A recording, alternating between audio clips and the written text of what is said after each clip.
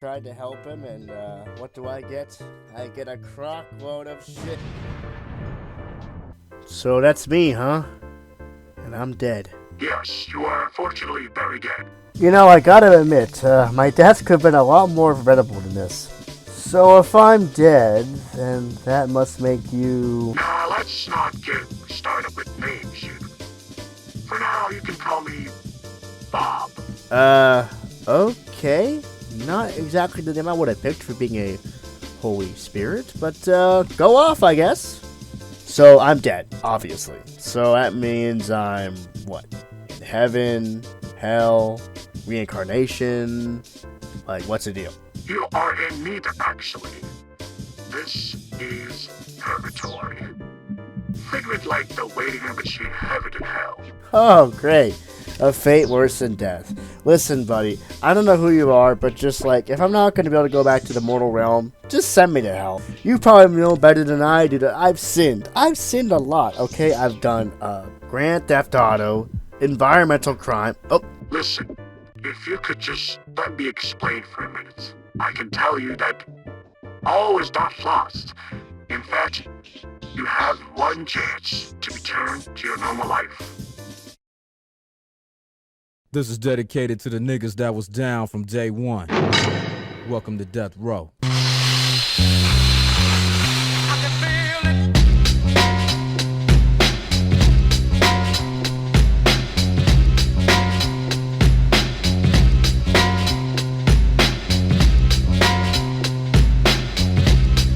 Okay, so God, or should I say Bob, has given me a challenge. I have to make a video.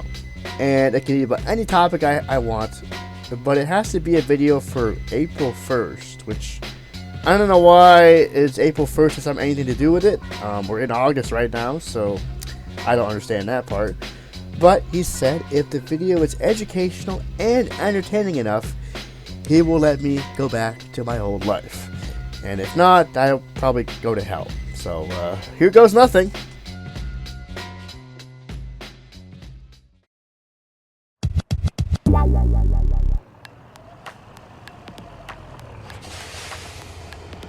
I was told I would meet my guests at the central transit hubs in the city of Stralburg, which is about 75 kilometers west of Paris-Jarvet. Thankfully, I didn't have to wait too long for my guests to arrive. Okay, so where is this guy? Hey, that was the same Covet I saw on the way to Helsinki last week. Well, it seems we met again sooner than I thought. You know, I never caught your name either. It's Dimitry, by the way. I was told you were going to do a car review on my Covet. Yes, I did. I'm glad you got my note. Let's get the heck out of here. This place is way too crowded to do any good filming, actually. Our Z Turbomod producers, we will be driving to the ETK Experience Center in Bavaria for the review. However, this driving park isn't just meant for ETKs or even sister brand EDM. Many car companies come here to test the limits of their cars, from the mighty sports cars and supercars to the humble grocery getters and econo boxes. Even large truck companies like Wentworth come here every once in a while to test the safety standards on their buses as well. However, I don't think we'll be doing any of that here today.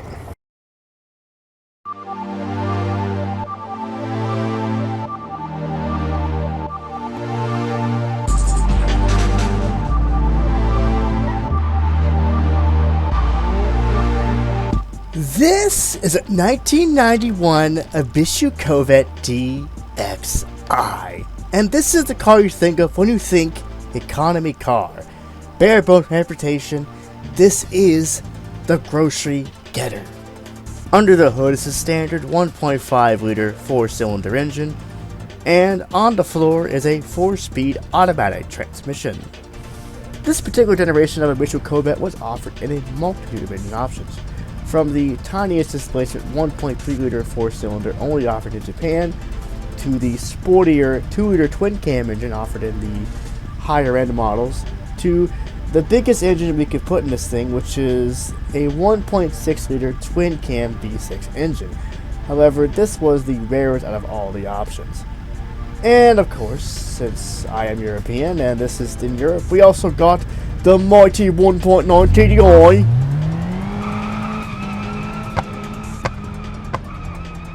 In addition, there was also a couple different body styles. There's of course the standard hatchback, the weird wedge-shaped hatchback that goes for way too much money for some reason, the 4-door sedan, and for New Zealand and Australian markets, they got this weird pickup truck ute thing, which had a multitude of configurations. So, Dimitry, why don't you tell us a little bit about what you've done to the car? I've actually done quite a bit of tinkering with it since we first met. For starters, I added a sportier intake. It may not look like much, but it actually gave me a little more power. In addition to the custom exhaust system, I also added long tubular headers. I'm not really sure if they actually make a difference or not. I also added a strut bar for the engine compartment. And the strut bar, does it actually do anything, or is it just for show? I doubt it does anything. It was one of those cheap ones you can get from a catalog, kind of like the fake dual exhaust tip on your Satsuma.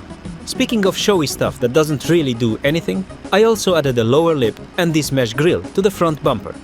Gee, you kind of think a lot like I do. I kind of prioritize keeping the car as stock as possible to make it run longer, but also add a bunch of useless cosmetic parts as well. I also added this mid-spoiler, but probably the biggest change is the suspension. I managed to get some suspension parts from a GTZ model Covet from the scrapyard.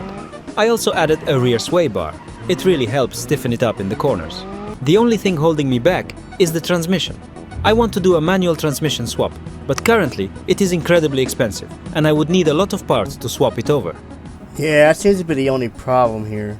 So, anything else you want to show me? Well, there is one thing. No frickin' way. You added nitrous to this thing? But Dimitry, you're only running stock internals on this engine. It might blow up if you try to boost it with nitrous. Well, the boost pressure is adjustable. I have it set to the smallest amount, which should boost my horsepower to 140. But what if you damage your engine or even your transmission?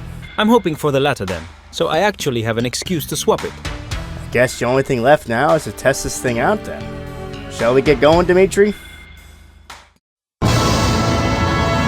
This is a Chevrolet Camaro.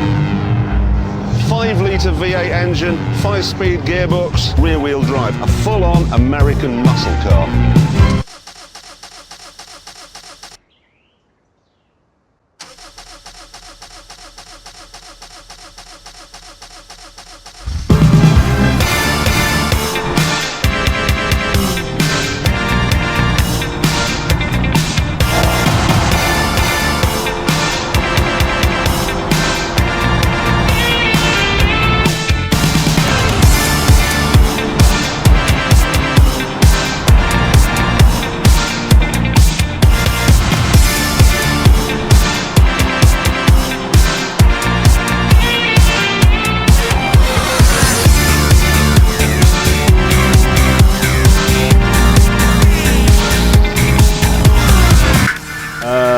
Dimitry, I think you should pull over. Your coolant temperature is getting a little bit hot. Shit, you're right. I was running it for quite a while.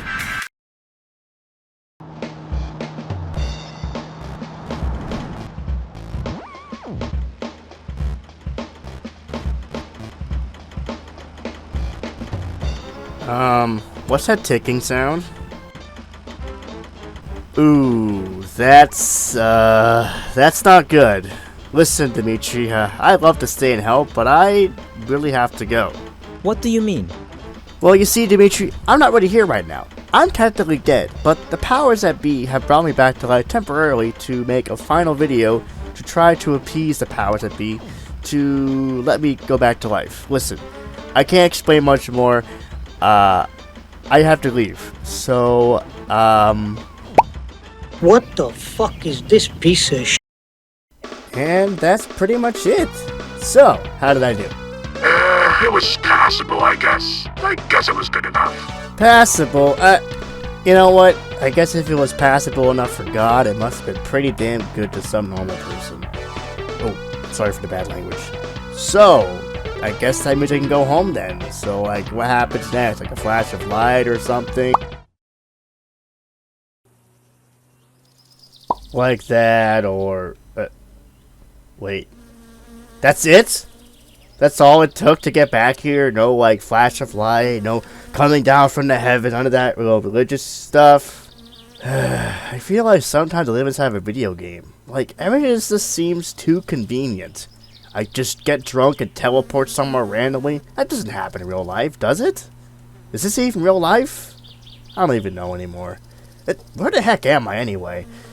Oh, I'm at the church. Ha ha ha. Very funny, Bob. Well, listen, I don't know if this is some kind of sick joke or religious symbolism, but I'm not laughing, okay? You know what? Bob, you can go and suck my